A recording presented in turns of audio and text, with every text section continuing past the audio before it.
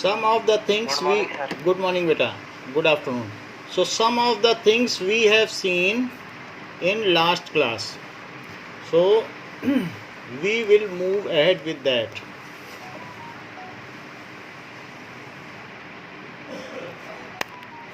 Now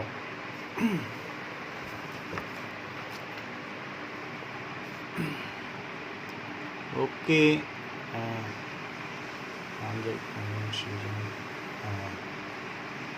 okay Kunal, just tell what is 1 Newton. 1 Newton क्या होता है?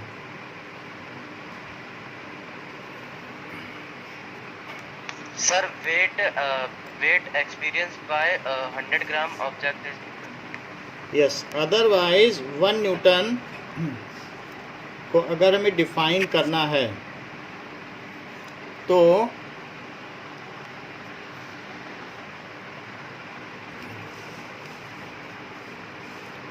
नाउ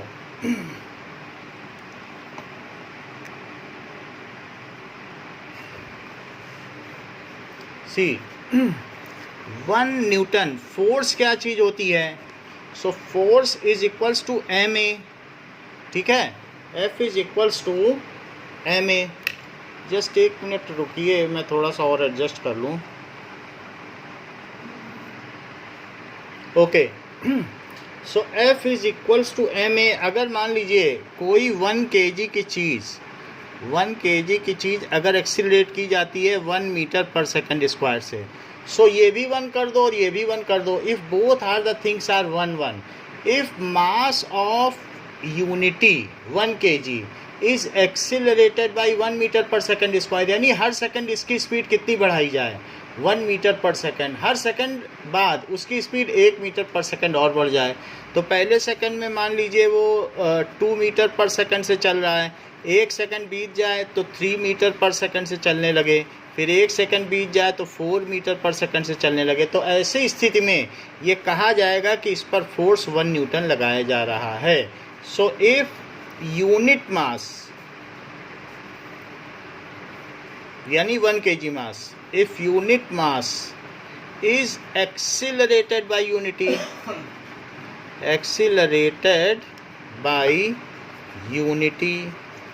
सर थोड़ा पेपर ऊपर साइड रखो. नीचे की स्क्रीन नहीं दिख रही सर. बोलो, if it is accelerated by unity then तब क्या होगा? then force applied on it will be force applied on it is 1 newton. 1 kg का mass 1 metre per second square से अगर एक्सीलरेट हो रहा है, if it is 1 kg and it is 1 metre per second square, तो 1 × 1 क्या हो जाएगा? 1 न्यूटन हो जाएगा. So in that case the दोनों 1 अगर कर दिए जाएं then the force will be 1 newton. इतनी बात हो गई. अच्छा, 1 जूल. नाउ हिमांशु 1 जूल को डिफाइन करो.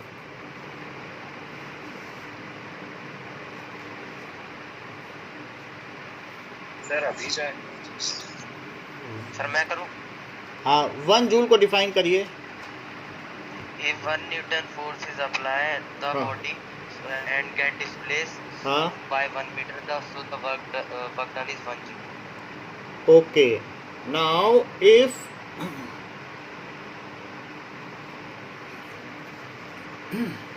1 joule, if that is W is equals to force into displacement. So if 1, ये 1 कर दो, ये 1 कर दो, तो इन दोनों को 1 कर देने से क्या होगा? ये 1 हो जाएगा. If 1 Newton force is applied on any body and it is getting displaced by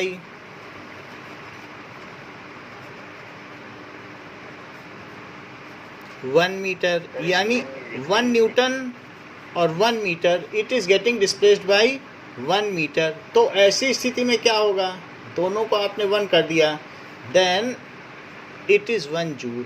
okay, समझ में आ गई बात आपको कि 1 न्यूटन फोर्स अप्लाई किया गया और वो क्या हो जाए, that it is displaced by 1 meter, then in that case the work done is 1 joule, then work done is 1 joule. तो ये 1 जूल हो गया, क्योंकि ये 1 है और ये भी 1 है, तो इस वजह से क्या हुआ, दोनों 1 1 होने से ये 1 जूल हो गया. तीसरी चीज, 1 न्यूटन हाँ बोलो. कितना होता है? 1, अगर एक एप्पल को उठाते हो 100 ग्राम एप्पल को, तो उसमें जितना भी आपको फोर्स लगाना पड़ता है वो 1 न्यूटन होता है. So that is if 100 gram apple is lifted, then the force needed to lift it, क्योंकि फोर्स क्या होता है, mg. तो किसी भी चीज़ पर अगर एप्पल में एक वेट लग रहा है नीचे mg, तो उतना ही फोर्स आप लगा लोगे तो उसे उठा लोगे. सो ऐसे केस में अगर 0.1 kg की कोई चीज़ है और g को 10 मान लो, तो ये 1 न्यूटन हो गया कि नहीं. So force needed to lift 100 gram object is 1 newton. However it is less precise. क्यों?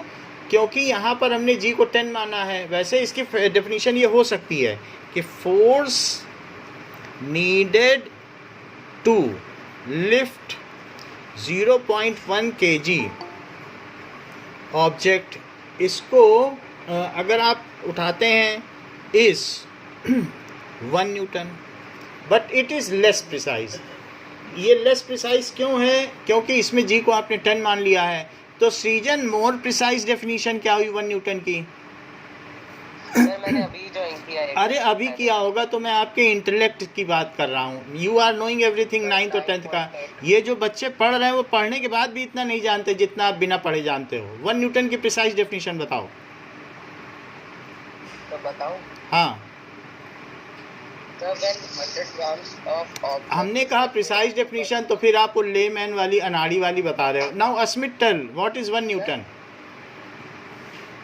Sir, if unit mass is accelerated by unity, then the force applied is 1. Okay, Anisha repeat करो.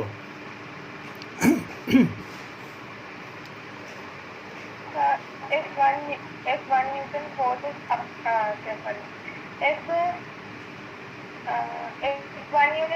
if unit mass is accelerated by unity, then force applied on it is 1 Newton.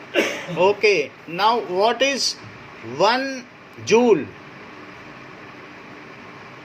Sir मैं बताऊं? Sir मैं बताऊं? Anisha, tell 1 joule. You are always joining late.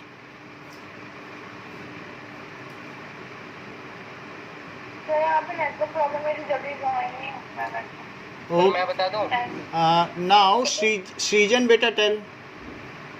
Sir, if 1 Newton of force is applied on a object and it is displaced by 1 meter, then it is 1 joule. It is 1 joule क्या होता है? The work done on that object. हमेशा it is मत लगाइए. Work done 1 joule है. आप उस physical quantity का तो नाम बताइए. श्रेयान रिपीट करो. सर क्या बोला सर, एक बार रिपीट कीजिएगा एक बार आप. हाँ चलिए ठीक है, इतना ठीक रहेगा. Now Himanshu tell what is 1 joule.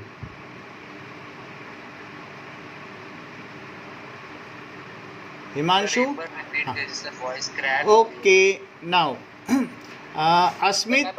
Asmit define 1 joule. 1 Newton force is applied on an object and it gets displaced by 1 meter, then work done is 1 joule. Then work done is 1 joule. उसमें रिपीट की कोई बात नहीं है, ये previous class का है. अब कह दो कि प्रीवियस क्लास को सर फिर से पढ़ाओ, फिर से रिपीट करो, तो वही चीज़ एक क्लास 2 बार में पढ़ोगे. तो वो जो हम आगे बढ़ना चाहते हैं, आप हमको ड्रैग कर रहे हो पीछे कि नहीं सर फिर से पीछे का, सर फिर से सब कुछ बताओ. So just tell what I am decoding from you, that whether you are familiar with and I can communicate you properly और नॉट. तो रिपीटिशन की बात ही नहीं है, आपको सिर्फ बताना है. Now Amit Kumar tell what is 1 coulomb.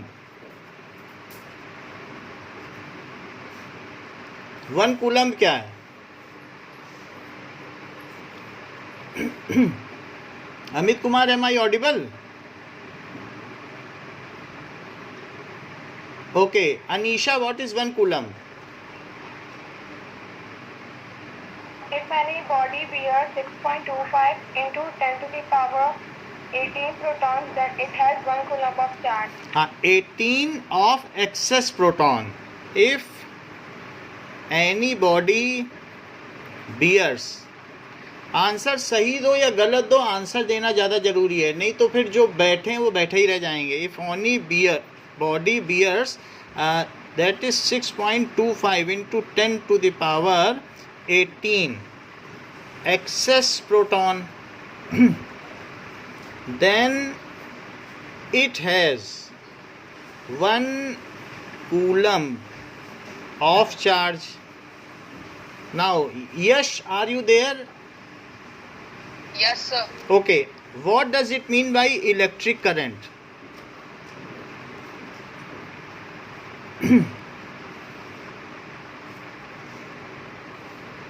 Sir ये सब बाकी याद है ये. हाँ चलो अच्छी बात है, इतना तो आपने बोला. दिस इज ओनली रिस्पॉन्डिंग, जितना आपने कहा इट इज सो गुड, क्योंकि नहीं तो डम लोग बैठे रहते हैं ऐसे बताते नहीं हैं, but you are responding, it is so fine. Now Himanshu, tell what is electric current? An electric current is a stream of charged particles such as electrons or ions. It is very good. Anisha, what is electric current? बताइए. Amount of charges flowing through any cross-sectional area per second is called electric current. Okay. Passing through that cross-sectional area. Very good. Amount of charges flowing through. भाई आप visitor थोड़ी हैं कि यहाँ देखने आए हैं कि दूसरे लोग पढ़ रहे हैं कि नहीं, ऐसे घर में जाके बताना है. You have to go through, जो यहाँ पढ़ाया जा रहा है उसको गो थ्रू करके आना है, अगले दिन बताना है. So amount of charges flowing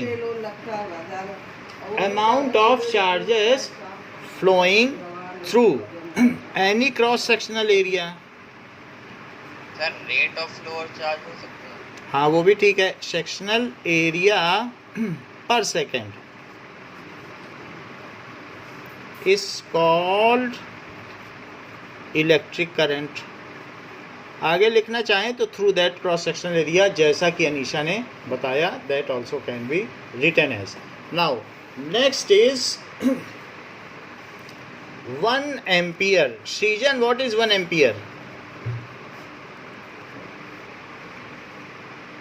Sir, if one coulomb of charge is passed through any cross-sectional area in 1 second, then the electric current which flows through that cross-sectional area is said to be have 1 ampere of charge. Yes, that is if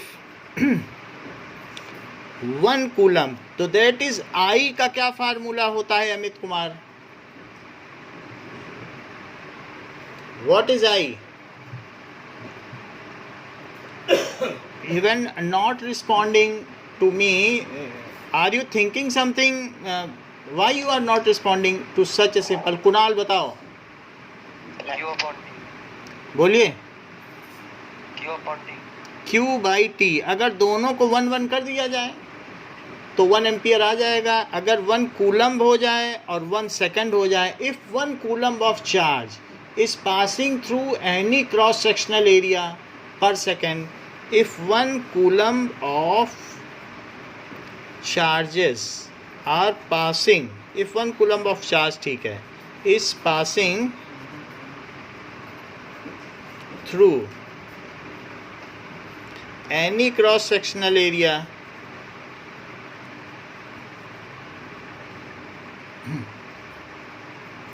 per second. इस sentence को complete करो सृजन. Sir किसको? इसी sentence को.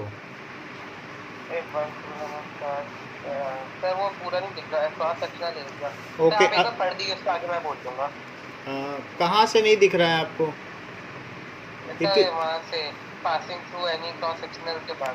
तो उसको zoom हो गया है आपका, उसको छोटा करो. तो मैं वापस पढ़ लेता हूँ.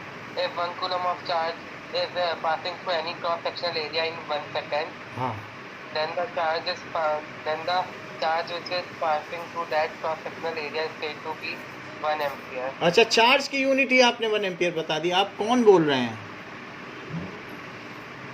ये किसकी आवाज़ है? सीजन से हमने पूछा था, जिससे पूछें वही बताएं। नाउ अनीशा। Yes, sir. हाँ बताइए। So, if 1 coulomb of charge is हाँ, if 1 coulomb charge is passing through any cross sectional area per second, then per second through hmm, any cross-sectional area, then electric current. हाँ, then electric current, Through any cross-sectional area, then electric current. Then हाँ, electric current, that cross-sectional area is 1 ampere. अब ठीक है, through that cross sectional area,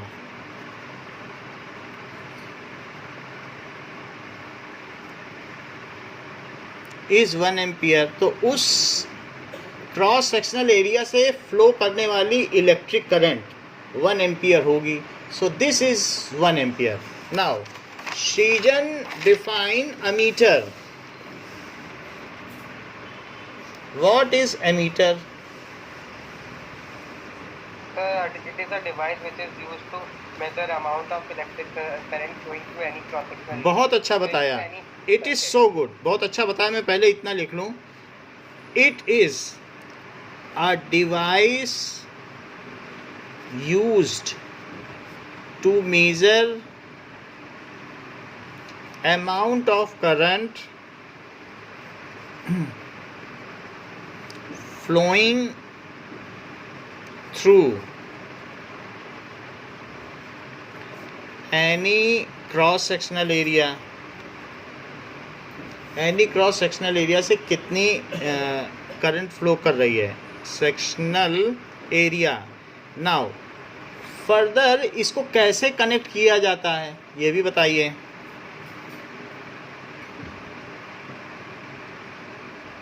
sir आपकी voice crack हो रही थी, आप दोबारा बोल दीजिए। Okay, now how it is connected, ammeter how it is connected.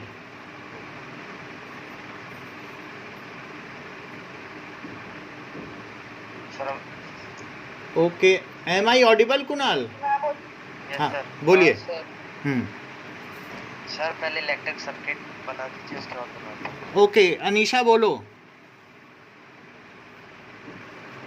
The ammeter is connected end to end in series, so that positive of meter is connected to positive terminal of battery and so on.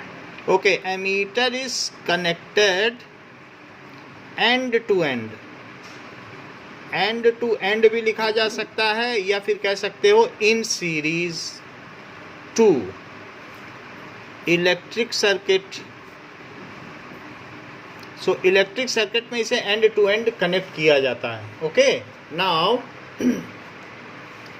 What does it mean by electric circuit? Kunal, electric circuit की definition बताओ। Sir, any closed path having batteries, resistor and switch through which current can flow is called electric. Any closed path consisting of या having consisting of register, कुछ ना कुछ register होगा, चाहे lamp होगा, consisting of register, cell या battery, बहुत सारे सेल हैं तो बैटरी हो जाएगा, एंड स्विच थ्रू विच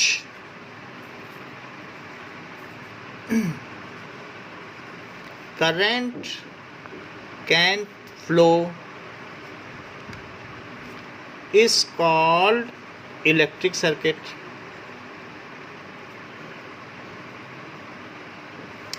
तो मान लीजिए आपको मैंने एक इलेक्ट्रिक सर्किट बना के दे दिया है। Now this is electric circuit, इस तरीके से, एंड ये बल्ब है,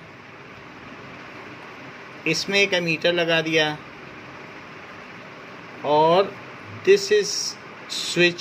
स्विच तो ऑन ऑफ के लिए है। ओके, नाउ इसको देखिए, इस तरीके से हमने इसको कनेक्ट किया। सो इस वाले सर्किट में ये मुझे बताइए what is the direction of current. ये प्लस है और ये माइनस है, तो डायरेक्शन ऑफ करंट क्या होगी? Plus to minus. ये बहुत अच्छा बताया। The direction of electric current is from positive terminal to negative terminal outside the cell. ये जिसने भी बताया बहुत अच्छा बताया कि आउटसाइड द सेल तो ये प्लस से माइनस चलेगी, और सेल के अंदर अंदर कहाँ से कहाँ चलेगी। मान लो एक ये सेल है और सेल को आपने लगा दिया एक बल्ब से, तो सेल के बाहर बाहर कैसे चलेगी बताओ? प्लस से माइनस। और बताओ सेल के अंदर अंदर कैसे चलेगी? Sir minus to plus. हाँ, so the direction of electric current, sir electrons के फ्लो के अपोजिट है। yes, the direction of electric current is from positive terminal to negative terminal, positive terminal to negative terminal outside the cell and, और cell के अंदर कैसा होगा? From negative to positive. बाहर में कैसा है? Positive to negative. और सेल के अंदर कैसा है? And inside cell from negative to positive. Direction of electric current is always opposite to direction of, electron. हाँ, electric current is always opposite to flow of electron. So electron के flow के हमेशा ये opposite होती है। Now what does it mean by resistor? सृजन resistor की definition बताइए। So it is the equipment which resists the current. फिर से बताइए। It is the equipment which resists the current. अरे आप बता क्यों नहीं रहे आज? अनीशा,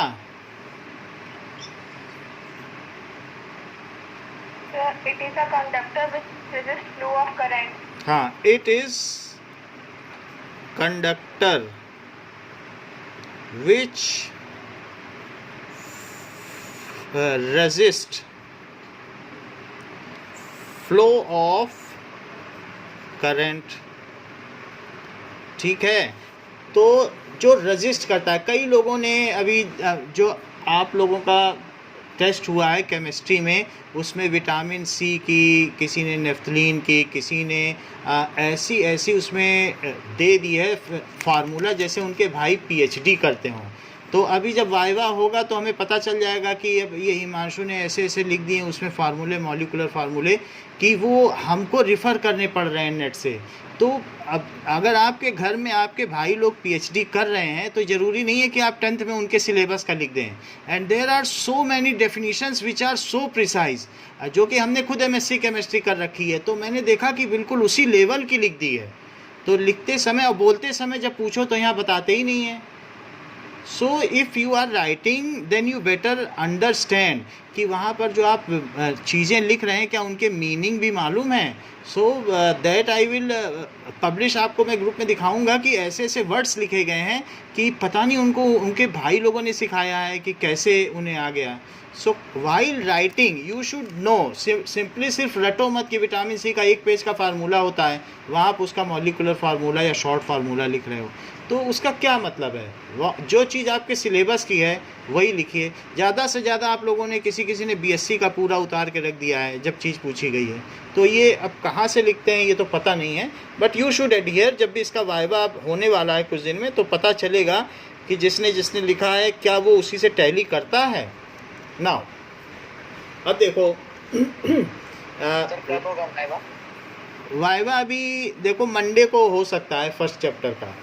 सो अभी और सर वो पेपर भी चेक हुआ है sir.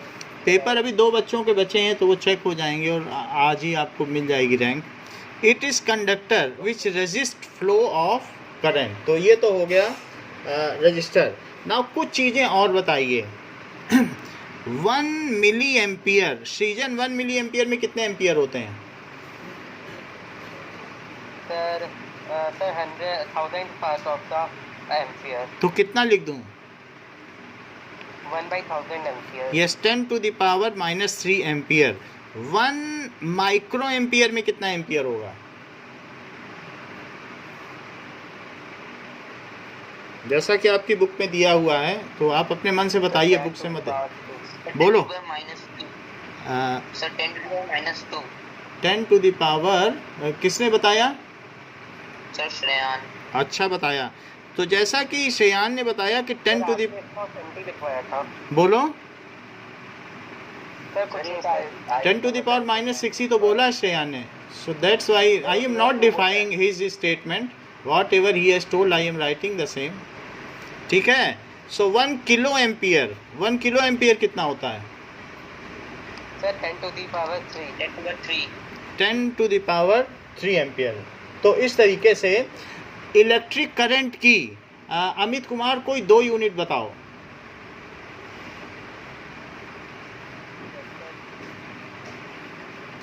So Amit Kumar, am I audible? तो tell any 2 units of electric current. Anisha? First is ampere हाँ, और दूसरी and सेकंड क्या है? S-1. कूलम्ब पर सेकंड। Ts-1. ओके, कूलम्ब पर सेकंड। चार्ज की यूनिट बताइए। सर चार्ज की तो कूलम होती है। Charge, so unit of charge that is coulomb. Okay, now we will move ahead with the concept of electric current, that is example number 12.1. Example number 12.1 क्या कहता है? It says that a current of 0.5 ampere by filament of electric bulb, ऐसा दिया गया है कि a current of 0.5 ampere by filament of electric bulb for 10 minutes draw की जाती है। Find the amount of charge flowing through that bulb. Current दे रहा है, टाइम दे रहा है और क्यू को पूछ रहा है। So our formula is that is I को दे रहा है 0.5 एम्पियर। अच्छा, टाइम कितना दे रहा है? 10 मिनट। मिनट एक ऐसा ही सिस्टम नहीं है, स्टैंडर्ड यूनिट नहीं, इसको सेकंड बदलना पड़ेगा। So 10 into 1 minute, so that is 10 into 60 seconds, that is 600 seconds. Now Amit Kumar, what is the formula of I?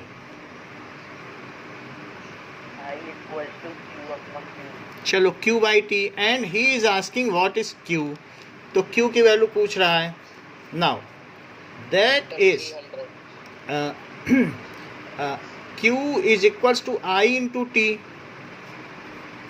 So Q is equals to I into T, so that is 0.5 into 600, so that is 300 coulomb. So 300 coulomb charge उसमें से flow कर गया है। So how much charge has phloem?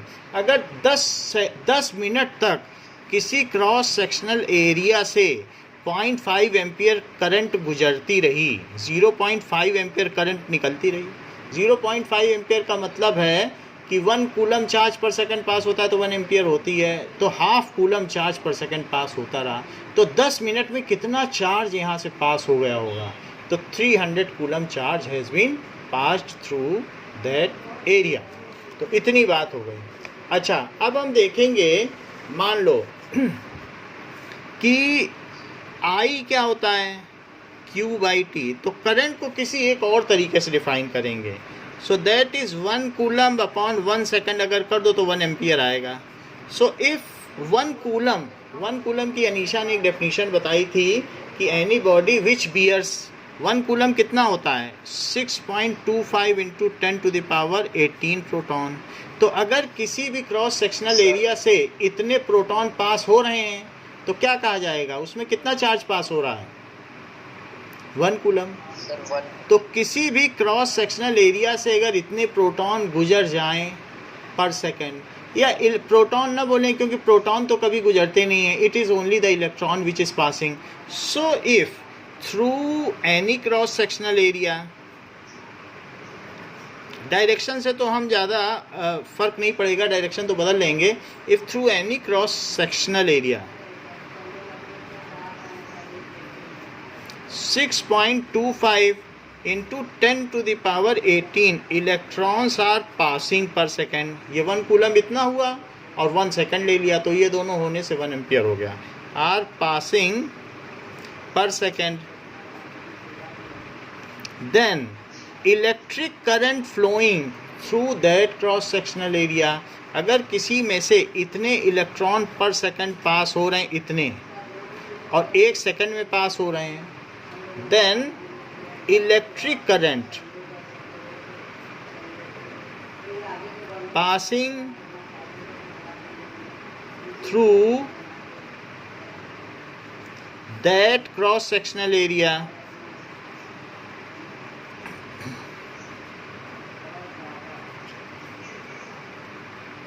is 1 ampere. तो ये तब भी ये भी कहा जाएगा कि 1 एम्पियर है. इतने चार्ज पास हो जाएं पर सेकंड में, क्योंकि 1 कूलम इतना ही चार्ज होता है, तो भी कहा जाएगा 1 एम्पियर है. तो एक बार Srijan again tell what is 1 ampere. If through any cross-sectional area 6.25 into 10⁻18 electrons passing through any cross-sectional area per second, then the current is 1 ampere. Yes, then the electric current flowing through that cross sectional area. Flowing electric current, आप passing ना लिख दो, अगर आपको लगता है flowing लिखना है तो flowing लिख दो, flowing through that cross sectional area. So that is 1 ampere. Okay, this much is okay. Now अब जरा देखें in text question.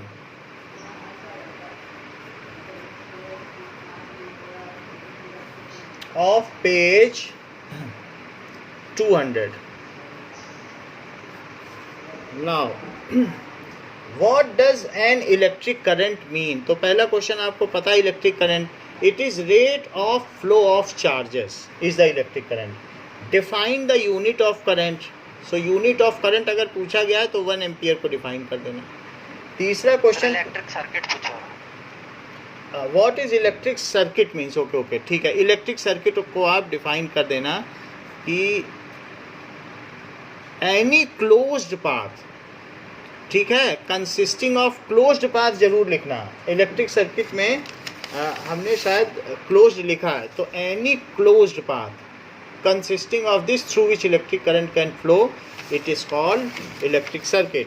Now third question is calculate the number of electron consisting of 1 coulomb of charge. तो इसके लिए आप formula लगा देना कि कितने इलेक्ट्रॉन होते हैं 1 कूलम चार्ज में. तो Q is equals to NE, the total charge beared by any body is equals to the integral multiple of charge of 1 electron. किसी भी बॉडी में कितना टोटल चार्ज हो सकता है, किसी इंटीजर से मल्टीप्लाई करना पड़ेगा, क्योंकि उसमें 10 एक्सेस इलेक्ट्रॉन होंगे, 20 होंगे, तो इंटीग्रल मल्टीपल पर ही होता है. नाउ तो वो कह रहा है कि 1 कूलम चार्ज में कितने इलेक्ट्रॉन होंगे, तो हमें नंबर निकालना है. So that is Q/E. तो नंबर ऑफ इलेक्ट्रॉन्स कैसे निकालें, it is total charge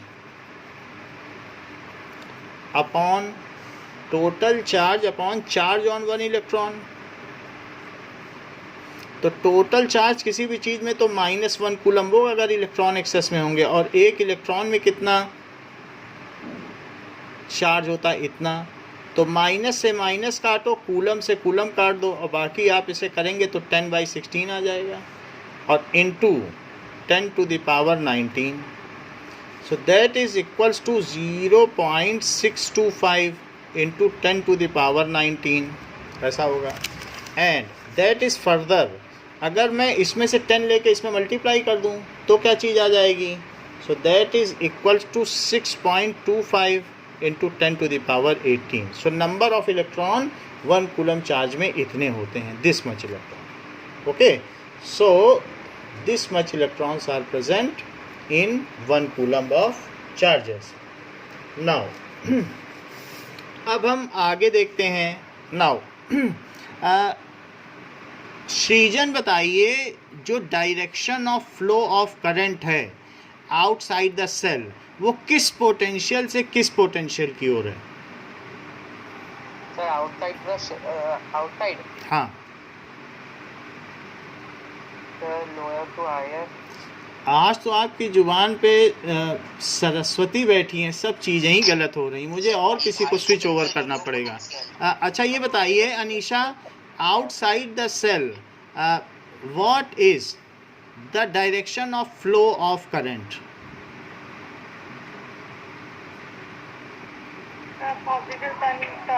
terminal की बात मत करो, मतलब higher potential to lower potential है कि lower potential to higher potential?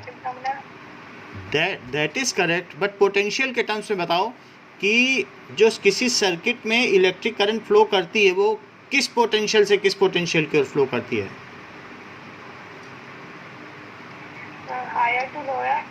Higher to lower flow करती है, जैसे वाटर है, जैसे वाटर फ्लो करता है higher potential to lower potential, उसी तरीके से साइंटिस्ट ने भी यही एज्यूम कर लिया था कि हायर पोटेंशियल से लोअर पोटेंशियल की ओर फ्लो करती है। हायर पोटेंशियल कौन सा पोटेंशियल माना जाता है, पॉजिटिव टर्मिनल या निगेटिव? चलो तो मुझे ये बताइए, Ishan are you there? Yes sir.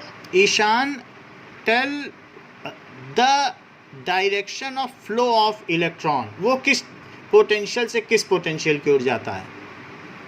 Sir negative terminal से पॉजिटिव टर्मिनल की तो बात ही नहीं की मैंने, पोटेंशियल की बात की,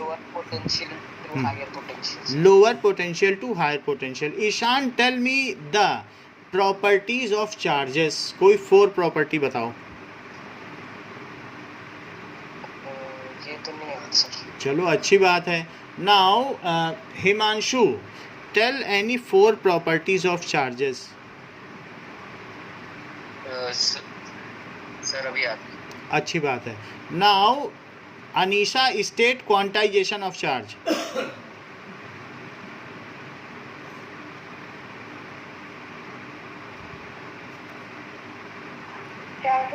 क्वांटाइजेशन ऑफ चार्ज को स्टेट करिए। Any body can be a charge in integral multiple of minimum possible charge. Okay. Now state law of conservation of charge. So charge can neither be created nor be destroyed. Okay, charge can neither be, total charge of the universe is constant. Define charge. It is fundamental of any matter like mass. It is Fundamental properties of any matter like mass. तो फिर आप ये क्यों नहीं बोल रहे कि हमें नहीं याद है, और बच्चों को कोई घर का काम करना पड़ता है, इस वजह से वो ये नहीं याद कर पाते हैं, क्योंकि माइंड तो सबको एक जैसा ही मिला है। So why they are taking such excuses and you are not taking? Okay. Sir हाँ सर वो जो आपने पूछा था प्रॉपर्टीज ऑफ चार्ज, तो उसमें सर यही क्वांटाइजेशन और लॉ ऑफ कंजर्वेशन और पॉजिटिव रिपेल और नेगेटिव पॉजिटिव अट्रैक्ट, यही चार्ज बता दें सर। भाई यही आप कौन बोल रहे हैं? सर ईशान। ईशान आपसे तो हमने पूछा ही था ना। हाँ सर। तो फिर मैंने तो पूछ ही लिया था, आपको शामिल किया था ना इस जो भी हम लोगों का क्विज हो रहा है, तो मैंने आपको चांस दिया है। हाँ सर।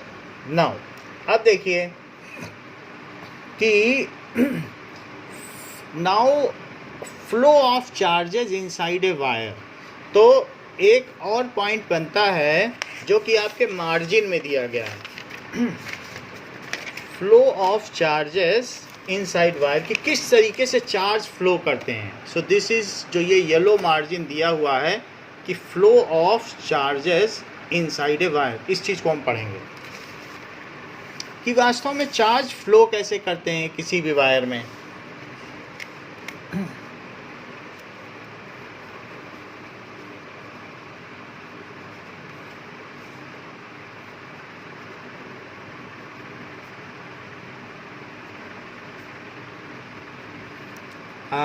आज का वीडियो क्लियर दिख रहा है कि इसमें भी थोड़ा बहुत ब्लडनेस है. नहीं है सही है. अच्छा ठीक है, फ़ोन हमने बदल दिया है. तो flow of charges inside wire, जैसे कि अगर किसी भी कंडक्टर में बहुत सारे इलेक्ट्रॉन होते हैं. सबसे पहले हमें देखना पड़ेगा कि मान लो सोडियम का ही एक टुकड़ा है. This is a piece of metal. Sodium एक मेटल होता है. तो सोडियम की क्या वैलेंसी होती है? सोडियम जो होता है दैट इज़ हैविंग कन्फिग्रेशन 281. अब लेकिन सोडियम से कोई इलेक्ट्रॉन लेने वाला तो है नहीं जब सोडियम का मेटल है. ये सोडियम मेटल है और कोई भी उससे इलेक्ट्रॉन नहीं लेना चाहता क्योंकि है ही नहीं कोई लेने वाला. तो ऐसे केस में ये आउटर मोस्ट इलेक्ट्रॉन को सिंपली छोड़ देता है. तो ये अपने इलेक्ट्रॉन को बाहर छोड़ देगा और ये प्लस प्लस बन जाएगा. कोई नहीं ले रहा तब भी छोड़ देगा अपने वैलेंस इलेक्ट्रॉन को. सारे मेटल में यही होता है, अपने इलेक्ट्रॉन को वो छोड़ देगा और ये इलेक्ट्रॉन घूमते रहते हैं इसके चारों तरफ, इसके चारों तरफ, इसके चारों तरफ, ऐसे घूमते रहते हैं. जबकि ये अपने लैटिस पॉइंट पे रहता है. लैटिस पॉइंट का मतलब है कि वो तो अपनी फिक्स्ड पोजीशन में है जो भी सोडियम का टुकड़ा है, बट जो उसके इलेक्ट्रॉन्स हैं दे कैन फ्रीली मूव. तो ये सोडियम के पॉइंट्स हैं. जैसे आपके घर में ईंटें लगी हुई हैं तो ईंट का जो सेंटर है वो उसका लैटिस पॉइंट है. तो उसी तरीके से सोडियम कैटायन अपने अपने लैटिस पॉइंट पे फिक्स्ड है. ये उनके लैटिस पॉइंट्स हैं, वो कहीं नहीं जा सकता, बस वहीं ऑसिलेट करेगा इस तरीके से. तो now this is the lattice point जहाँ जहाँ वो है और उसका एक परफेक्टली ऑर्डर्ड अरेंजमेंट रहेगा. तो ये जो पॉइंट्स हैं यहाँ कौन बैठा है? Na+. और इसने अपने इलेक्ट्रॉन को छोड़ दिया, बीच बीच में ये इलेक्ट्रॉन घूम रहे हैं. अच्छा, अब मान लो ऐसे केस में आपने ये क्या है, ये जो पोजीशन है जिसमें ये बैठे हुए हैं उनको कहते हैं lattice points. The fixed position at which is occupied by cations in metals is called lattice point. जो भी मेटल्स हैं उनमें फिक्स्ड पोजीशन, या कोई क्रिस्टल है, मान लो नमक का क्रिस्टल है, मिश्री का क्रिस्टल है, या और सोडियम क्लोराइड का क्रिस्टल है, तो उनमें जहाँ जहाँ फिक्स्ड पॉइंट पर, डायमंड भी एक क्रिस्टल है, तो फिक्स्ड पोजीशन पर जहाँ जहाँ ये कैटायन बैठे हैं उनको लैटिस पॉइंट कहते हैं. और ये electron are free electron, they can move freely. ये इधर मूव करेगा, ये इधर मूव करेगा, ये इधर मूव करेगा. तो ये इलेक्ट्रॉन वही है जो इसने छोड़ दिया है. So these are called free electron. So this is, इसको लिख दें ये. हाँ, सारे मेटल में ऐसा होता है? सभी मेटल्स में होता है. कोई कोई एक छोड़ता है. अब जैसे Zn है तो Zn अपने 2 छोड़ देगा और Zn2+ बना लेगा. ऐसा वो अपना ऑक्टेट पूरा करने के लिए करेगा. तो इसलिए जिंक ज़्यादा चमकता है. हमने जिंक आपको दिखाया था कितना चमक रहा है. और Au है, Au गोल्ड कितना करेगा? 3 छोड़ देगा, वो और ज़्यादा चमकता है. हाँ बोलो सर. तो आपने बोले ये इलेक्ट्रॉन छोड़ देते, तो सर ये सॉलिड के अंदर ही रहते हैं, अब बाहर एटमॉस्फेयर में नहीं रहते? मतलब ये बहुत अच्छी बात आपने कही. अब देखो इस इलेक्ट्रॉन के छोड़ देने से क्या क्या हुआ. इस इलेक्ट्रॉन को जब इसने छोड़ दिया then it is called electron sea model. Electron sea model, what does it mean by electron sea model? कि इलेक्ट्रॉन के, ये जो फ्री इलेक्ट्रॉन के समुद्र में ये अपनी अपनी पोजीशन पर अड़े हुए हैं. अब मान लीजिए किसी ने इस पर हैमर किया और हैमर करने पर 1 सोडियम बाहर निकल गया, 2 सोडियम बाहर निकल गया. आप मेटल को हैमर करोगे तो क्या होगा? उसमें मैलिएबिलिटी होती है, उसे बढ़ाया जा सकता है कि नहीं? It can be beaten into sheets. तो जब ये बाहर आया ना तो इस इलेक्ट्रॉन ने इसको भागने नहीं दिया, वो इसके चारों तरफ चक्कर लगाने लग गया क्योंकि ये कैटायन है. और फिर वो बिखर के गिर नहीं गया, because these electrons are only binding. Particles. ये इलेक्ट्रॉन घूम घूम के इसके चारों ओर घूम घूम के उसको वहीं बांधे रखा। सो इसलिए ही मेटल को शीट में बीट किया जा सकता है, कितना भी उसको पीट लो, लेकिन जो इलेक्ट्रॉन फ्लो कर रहे हैं वो उसको भागने नहीं देंगे। जैसे अगर नदी से पानी किनारे आ गया तो वो नदी से कट नहीं जाता है, वो भी नदी का हिस्सा रहता है। तो in a similar manner if metal is beaten then it does not get brittle, it does not cut off from its original piece. तो इसलिए ये मैलिएबल है। पहली बात, हाँ बोलो, दैट मच इज क्लियर ना मैलिएबिलिटी क्यों होती है, क्योंकि इलेक्ट्रॉन घूम घूम के। अब देखो आप कहेंगे कि फिर मेटल में लश्चर क्यों होता है, क्योंकि जब ये इलेक्ट्रॉन क्या करते हैं, दीज, ये देखो अगर ये एक तरीके का शेल है, अब इस शेल में क्या होगा, इलेक्ट्रॉन जो होते हैं, कुछ शेल तो ऑक्यूपाइड हैं, इसमें 2 इलेक्ट्रॉन है और इसमें कितने हैं 1 2 3 4 5 6 7 8, और ये खाली है, इसमें से चला गया इलेक्ट्रॉन थर्ड वाली शेल में से।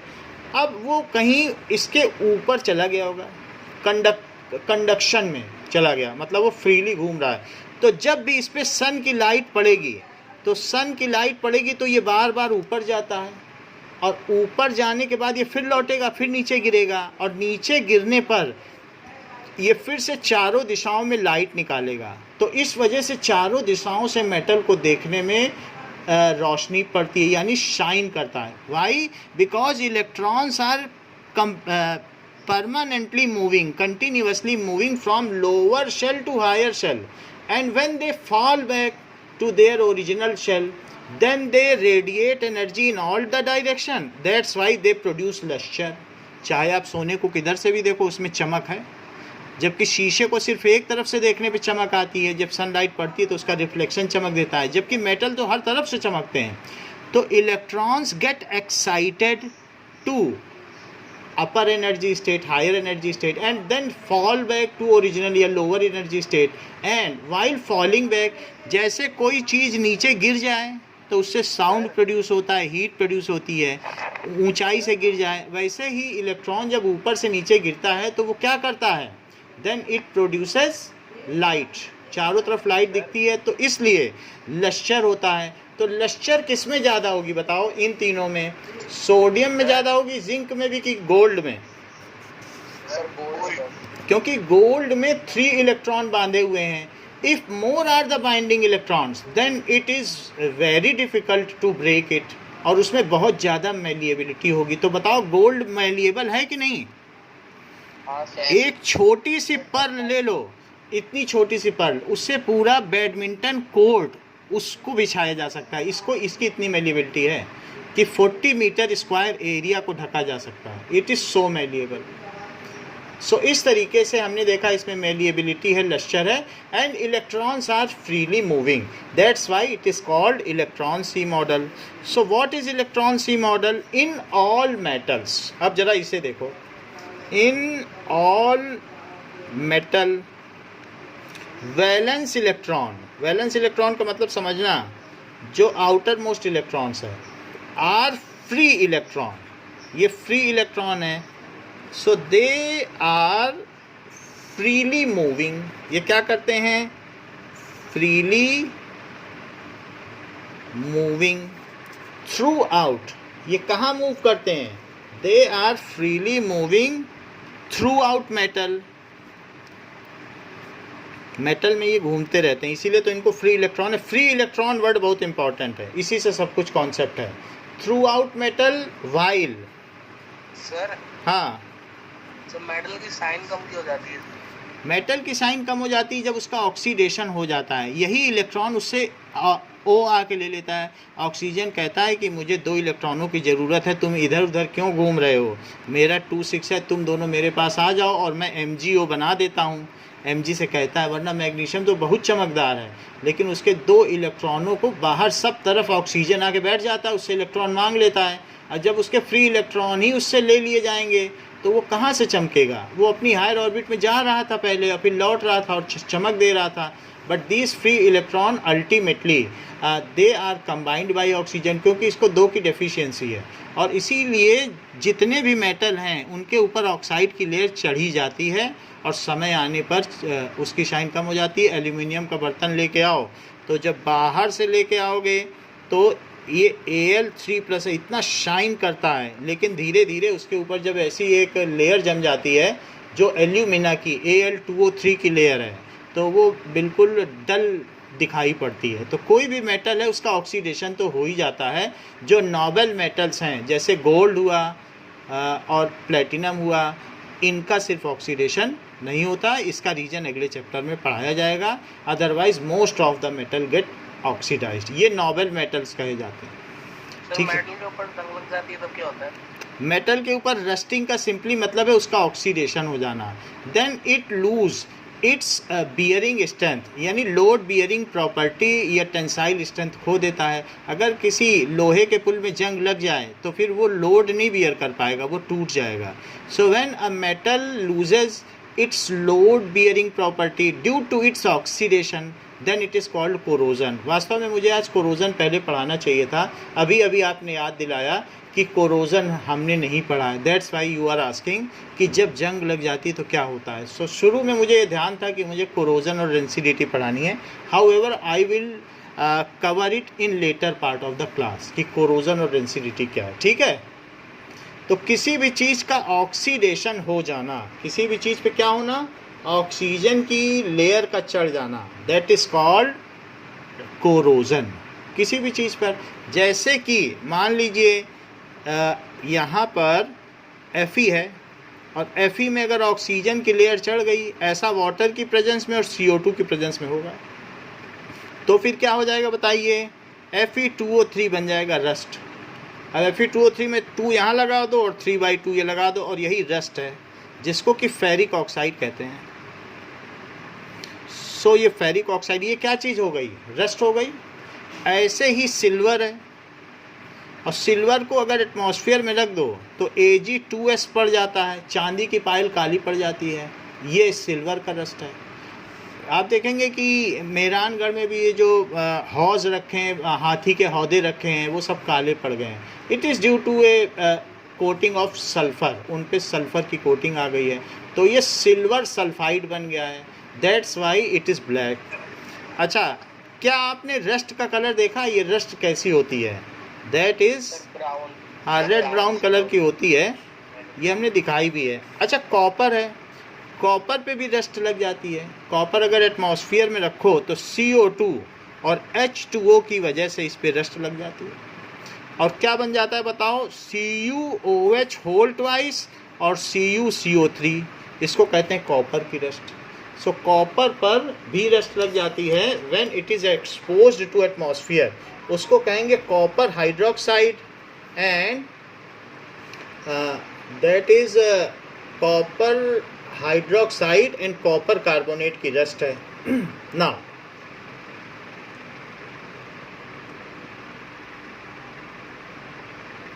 rust on copper articles.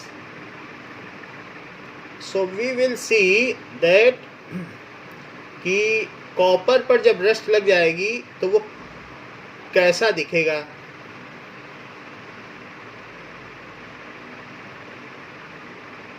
Green colour का होता है ना? हाँ, कॉपर रस्ट,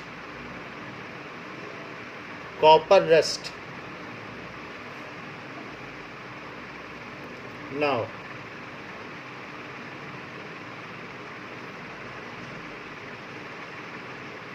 इस चीज को हम लोग देख लें कि हाउ इट लुक्स।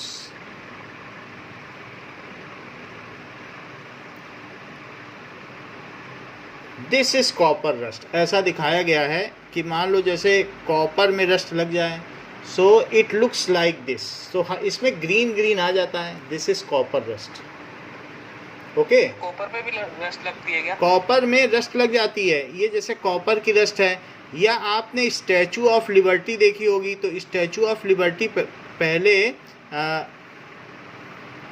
ये बिल्कुल ये ग्रीन कलर की हो गई है, ये कॉपर की बनी थी, लेकिन धीरे धीरे इसका कलर बिल्कुल अभी ग्रीन हो गया है और ये अपनी सुंदरता इसने खो दी है। ये देखो ये पूरी ग्रीन हो गई है। सो otherwise in initial stage of its building ये इस तरीके की थी। या आपने मुंबई वीटी देखा है, तो मुंबई वीटी में हर साल वो लोग दिसंबर में उसकी ग्रीन रस्ट हटाते हैं। जो उसकी कैनोपी है वो अंग्रेज़ों ने मुंबई वीटी छत्रपति शिवाजी टर्मिनल जो बनाया है, जो बहुत सारी पिक्चरों में दिखाया जाता है, तो वो उस जंग लगने से वो ग्रीन कलर का हो जाता है। हाँ बोलिए। जंग लगने से स्टैचू का वो कमजोर नहीं होती क्या?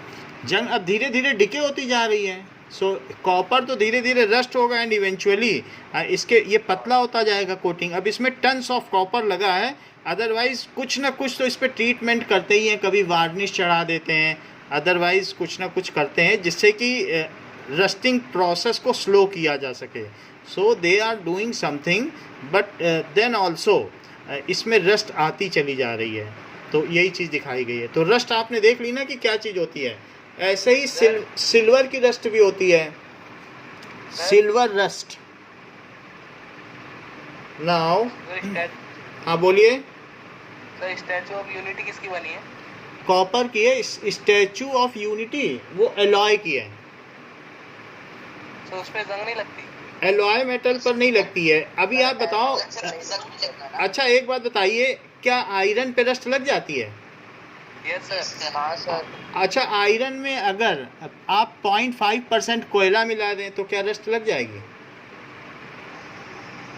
सर नहीं सर, वो कार्बन CO2 बन जाएगा। क्योंकि वही स्टेनलेस स्टील है जिन बर्तनों में हम पानी पीते हैं, उसमें सिर्फ उन्होंने क्या मिला दिया है, दैट इज़ 0.5% कोयला मिला दिया, एलॉय है। जो स्टेनलेस स्टील है, नाम ही पढ़ लो, स्टेनलेस, जिस पर कोई दाग न लगे, ऐसी स्टील। तो वो किस चीज़ का एलॉय है? 99.5% आयरन एंड 0.5% कोल। कोल का मतलब क्या होता है? कार्बन। तो इस तरीके से एलॉय मेटल के व्हील होते हैं। जब आप जाते हो बाइक खरीदने तो उससे पूछते हो कि नहीं कि इसके व्हील एलॉयस के हैं या मेटल के हैं, तो वो खुद ही बता देगा कि सर इसके व्हील्स एलॉयस के हैं। इसका मतलब है alloys are these are inert to atmospheric condition. तो अगर हम दो चीज़ों को मिला देते हैं तो उसके जो फ्री इलेक्ट्रॉन है वो किसी दूसरे से कंबाइन कर जाते हैं। अब कार्बन डाल दोगे तो कार्बन को भी चाहिए इलेक्ट्रॉन, तो सब फ्री इलेक्ट्रॉन ले लेता है और ऑक्सीजन को आने नहीं देता सरफेस पर। तो यही रीज़न है कि जो भी चीज़ है दैट इज़, ये देखो सिल्वर की भी रस्ट आपको दिखा दें। सिल्वर में रस्ट देख लो, काला पड़ गया चांदी का चम्मच की नहीं? हाँ सर। तो ये इस तरीके से सिल्वर की रस्ट है। So in this case you are seeing कि सिल्वर में रस्ट लगती है। और आयरन रस्ट तो आप लोगों को मालूम ही है कि आयरन रस्ट किस तरीके की होती है। सो सिल्वर पे रस्ट नहीं लगती, वो ब्लैक कलर टाइप का होता है। ब्लैक कलर का होता है, वही सिल्वर सल्फाइड है। दैट इज़, जैसा कि आपने कहा है, इट इज़ वेरी करेक्ट कि इसे टार्निशिंग ऑफ सिल्वर कहा जाता है। ये बहुत अच्छी बात इन्होंने बताई है कि in case of silver it get tarnished, it loses its lustre, though it not loses its strength. सिर्फ इसकी अपर कोटिंग में ही ये परिवर्तन होता है, तो इसलिए उसको टार्निशिंग कहेंगे। जबकि कॉपर में रस्ट है, कॉपर में कोरोजन है, और रस्ट का जो सिर्फ नाम है वो सिर्फ उसकी फैसिलिटी आपको दी गई है आयरन के लिए। So only you can use the word rust in case of iron article. Iron के आर्टिकल के लिए ही रस्ट यूज़ किया जा सकता है, बाकी केसेस के लिए नहीं। ये देखो आयरन है, आयरन में रस्ट लग गई, सो आयरन आर्टिकल्स में रस्ट लग सकती है। नाउ इतनी बात आपको समझ में आ गई कि सभी केसेस में कोरोजन है, और आयरन के केस के लिए क्या है? रस्टिंग। सिर्फ आयरन के लिए रस्टिंग है। अच्छा एक नया वर्ड ये किसने बताया था कि सिल्वर के केस में टार्निशिंग कहें? अभी आप लोगों में से किसी ने बताया था, बहुत अच्छा बताया। प्रवीण ने देखो कितनी अच्छी बात बता दी कि इसे टार्निश कहा जाए। इनके यहाँ होता होगा सोनार का काम, नहीं तो ऐसे कोई कैसे बता सकता है? सो इफ द मेटल, बोलो सर, सोनार का काम नहीं करता सर। नहीं, घर में होता होगा, वरना इतना परफेक्ट वर्ड कैसे कोई बता देगा? So in case of metals are prolonged exposed to atmospheric condition In case of metals are prolonged exposed to atmospheric condition,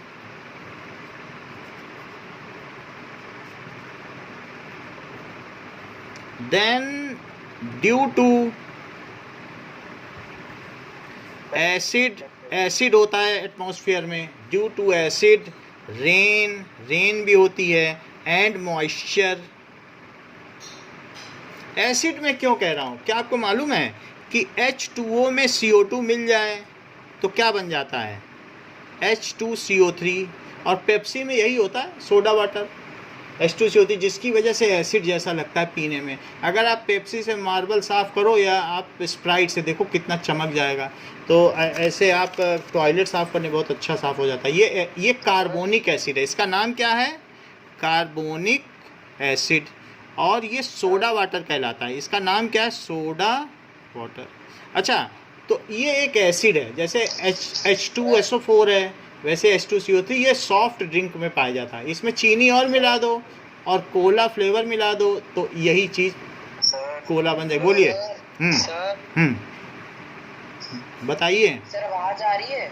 हाँ, आ रही है सर। H2CO3 को हाइड्रोजन कार्बोनेट बोल सकते हैं, लिख सकते बिल्कुल हैं? बोल सकते हैं, और इसका कॉमन नेम है कार्बोनिक एसिड। इसको बोलो। सर हाँ बोलो। सर वो कोका कोला होती है ना सर, क्या, कोका कोला। कोका कोला में इसमें अगर चीनी मिला दो और साथ ही साथ में एक फ्लेवर मिला दो तो वो कोका कोला बन जाएगी। ये जैसे शिव शक्ति लेमन सोडा बाहर बेचता है ना, तो उसके पास एक CO2 का सिलेंडर है, बस वो पानी में मिला देता है, एक सिलेंडर से CO2 निकलती है, छोटे छोटे सिलेंडर 3 रखे हुए हैं, और वो पानी में मिलाएगा, फिर थोड़ा चीनी का शरबत मिलाएगा और फिर एक फ्लेवर मिला देता है, या कभी नींबू डाल देता है, तो जिसको लेमन सोडा पीना होता है। हाँ बोलिए। सर ये आपने ऊपर सर ये कॉपर की रस्टिंग लिखी है ना सर, हाँ सर उसमें ये जो कॉपर है सर वो कॉपर हाइड्रोक्साइड में बदल रहा है, तो सर कॉपर ये, दोनों से रिएक्ट कर रहा है, यहाँ OH होल ट्वाइस से भी रिएक्ट कर रहा है, तो OH होल और CO3, तो इसको बैलेंस करना पड़ेगा। It is not balance but this is the thing which is form. 2H हो गया, सर अब O सर, कितने तो ये हैं, O को बैलेंस करो, 2 और ये 5 है, इधर कितने हैं, 3 है, तो O2 और लगाना पड़ेगा। हाँ बोलिए।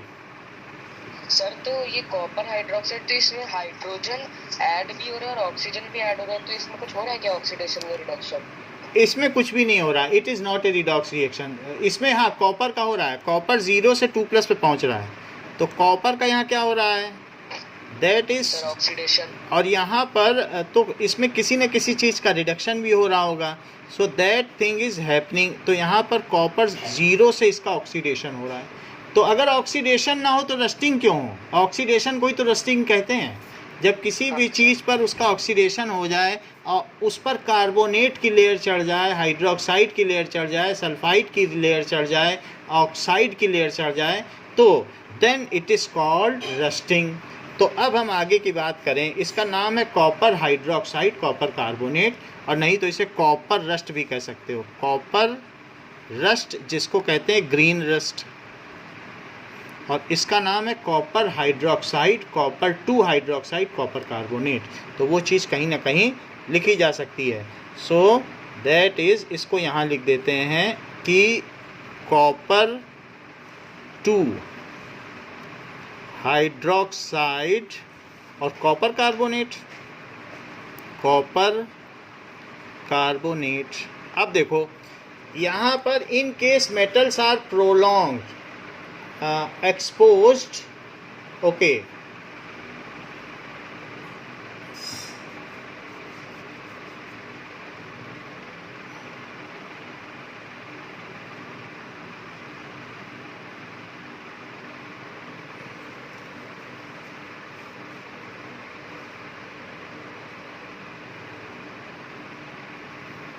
अरे बहुत सोना पड़ा है, ले जाना कभी।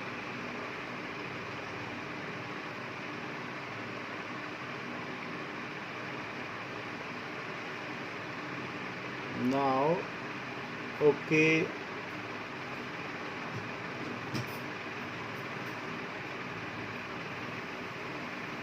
अच्छा ये बड़ी नहीं हो रही स्क्रीन। सो ओके नाउ अभी देखो यहाँ पर ये मैंने दिखा दिया आपको कि क्या क्या चीज़ें हो रही हैं. सो that is in case metal are prolonged exposed to atmospheric condition due to acid rain and moisture. अभी आवाज़ आ रही है मेरी? हाँ सर अभी सर. ठीक है. देन क्या होता है? अ कोटिंग या a covering of oxide, a covering of sulphide, a covering of hydroxide और अ कवरिंग ऑफ कार्बोनेट, ठीक है, is made on it. Then a coating of, ठीक है, then it is converted. ये क्या किस में कन्वर्ट हो जाता है? कन्वर्ट into ऑक्साइड, ऑक्साइड में बदल जाएगा, सल्फाइड में बदल जाएगा, फिर किस में बदल जाएगा? हाइड्रोक्साइड. हाइड्रोक्साइड में बदल जाएगा, हाइड्रोक्साइड, और कार्बोनेट में भी बदल सकता है. हाइड्रोक्साइड में बदल जाएगा और कार्बोनेट में बदल जाएगा. Then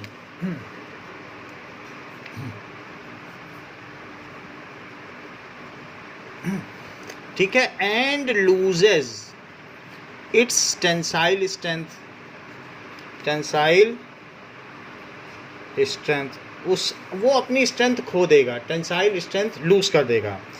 it is called corrosion, इसको कोरोजन कहेंगे. So particularly in case of corrosion of iron it is also called rusting. Particularly, क्या बता रहे?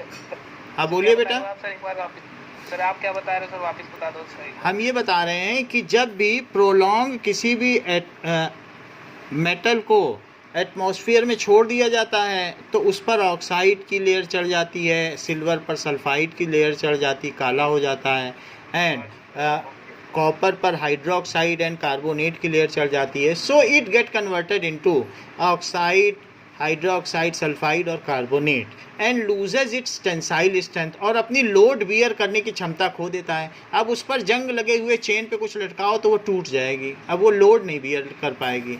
So it loses its tensile strength, यानी वो लोड बियरिंग स्ट्रेंथ खो देता है, लोड नहीं बियर कर पाएगा, स्ट्रेंथ खो देगा.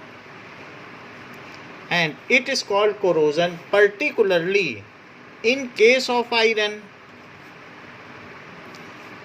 it is called rusting. तो आयरन के केस में रस्टिंग कहेंगे. अच्छा, कोरोजन की एक और भी डेफिनेशन है. So when metals are exposed to atmospheric condition then they get decayed, it is called corrosion. When metals are exposed to atmospheric condition,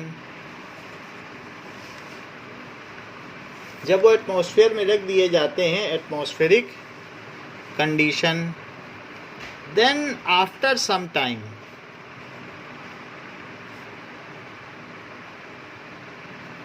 they get decade,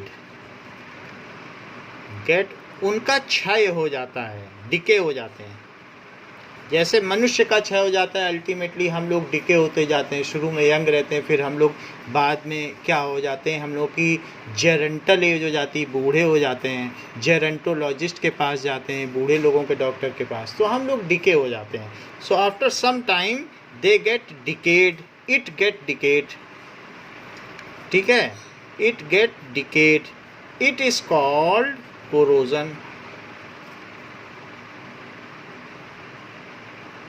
और थोड़ा बहुत अगर कोरोजन है तो जैसा प्रवीण ने बताया, टार्निशिंग बोल देना ठीक रहेगा कि अभी तो टार्निश हुआ है, अभी कहाँ कोरोजन लगा है, तो ऐसा भी हो सकता है. नाउ अब कोरोजन अगर हो गया किसी चीज़ पर तो तीन चीज़ों पे हमने बताया. Now how, what are the methods to prevent from corrosion. So prevention from corrosion क्या है? Sir paint, sir galvanization paint Of corrosion, ये बहुत अच्छी बात बताई। अच्छा, पहला है पेंटिंग। सर हाँ, अंडरग्राउंड समरी होती है सर, उन पे भी पेंट होता है क्या? क्या सबमरीन में भी पेंट होता है, और उसमें वो मोस्टली एलॉयज़ की भी होती हैं, तो जिससे कि वो इनर्ट रहें, ये सब चीज़ों का ध्यान रखा जाता है, क्योंकि किसी न किसी से वो रब करके चलेंगी, कहीं ना कुछ होगा तो पेंट उतना काम नहीं कर पाएगा। तो बेहतर यही है कि अगर इस फील्ड में जा रहे हैं तो आप एलॉय की बनाएं। तो पेंटिंग द ऑब्जेक्ट को पेंट कर देते हैं। So in this way by painting you isolate it from atmospheric condition, it isolates it from atmospheric condition। ठीक है, एंड ऐसा करने से, और जो पेंट होता है तो पेंट में जिंक होता है। क्या क्या चीज़ें होती हैं? Paint contains zinc, lead, chromium. इससे क्या होता है, मान लो कि किसी भी चीज़ में आपने पेंट कर दिया तो जिंक है, और अगर उसमें बाई चांस कहीं रस्ट भी लगा हुआ है, Fe2O3 रस्ट लगा है, तो जिंक कहेगा I am a better donor, और तुम कहाँ डोनेट कर रहे हो, तुम हटो और मेरी डिस्प्लेसमेंट रिएक्शन होने दो। जिंक इसको हटा देगा। तो होता है गैल्वेनाइट। हाँ, वो भाई इसमें भी, पेंट में भी जिंक होता है। जो उसमें महक आती है ना, जो पॉइजनस फ्यूम्स है, वो इन्हीं सब की आती है, तो ये सारी चीज़ें उसमें भी मिली हुई रहती हैं। तो जिंक भी मिला है, तो जिंक क्या करेगा, Fe से कहेगा you just get out from the salt so that I can donate, तो ZNO बना देगा। ये डिस्प्लेसमेंट रिएक्शन है, और Fe को अलग हटना पड़ जाएगा। अब जरा देखो, यहाँ 3 है तो इसमें 3 लगा दो, और यहाँ 3 लगा दो। सो ये चीज़ है, यानी अगर रस्ट है तो उसको फिर से आयरन में बदल देगा। पेंट ऐसी कमाल की चीज़ है, जैसे कि अगर उस चीज़ में लेड मिला हुआ है तो देखो रस्ट को उसने किस में बदल दिया, आयरन में, और उसकी जो खोई हुई टेंसाइल स्ट्रेंथ है उसे फिर से पा ली गई, और जिंक ने खुद ZNO बना दिया। अब देखो, मान लो लेड है, तो जो लिकबा सरकाना वाली टेबल है, लिकबा सरकाना, मग अल मंजन, मग अल मंजन और कर फी कड। ब्लर हो गई है वीडियो बोलो, सर, ब्लर हो गई है। ब्लर हो गई, इसको ठीक करते हैं।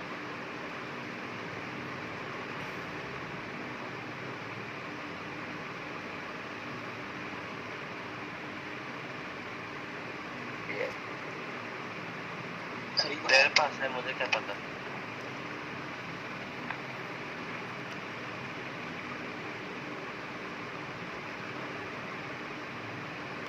ओके,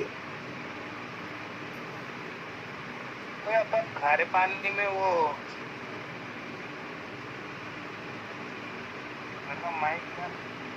माइक ऑन कर रखा है। ये माइक ओके, अब ये एक्सपेंड नहीं हो रहा, मैं इसको देखता हूँ। नहीं, 1 minute.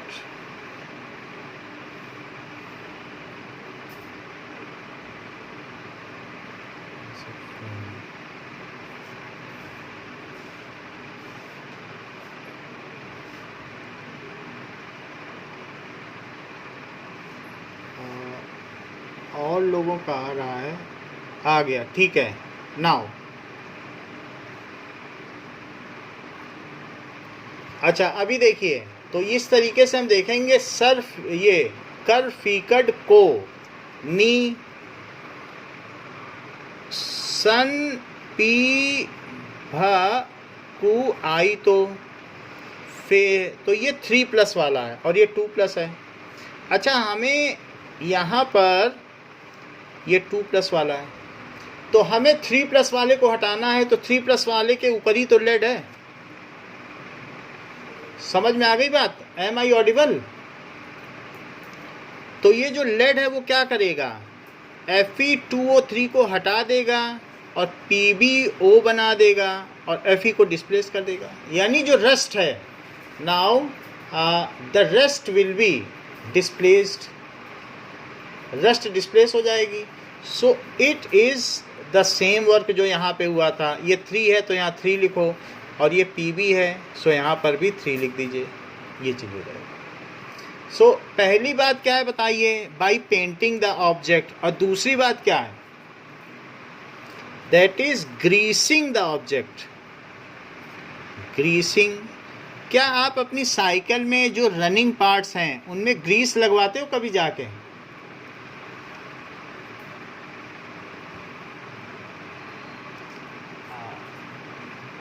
Okay, now sound is not coming.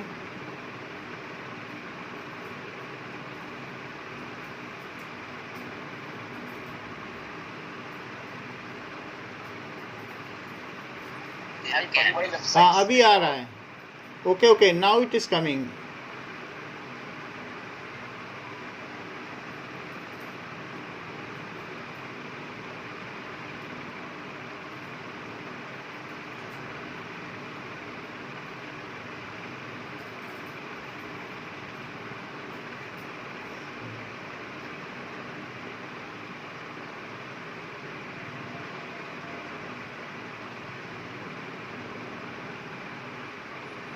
Okay.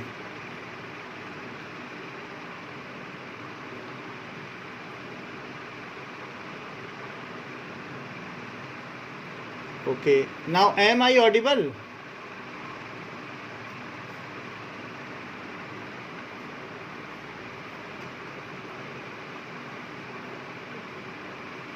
Am I audible?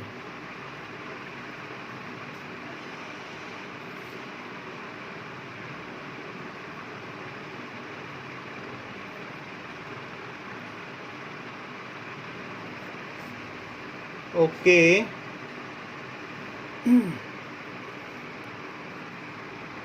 I will switch over to some other phone.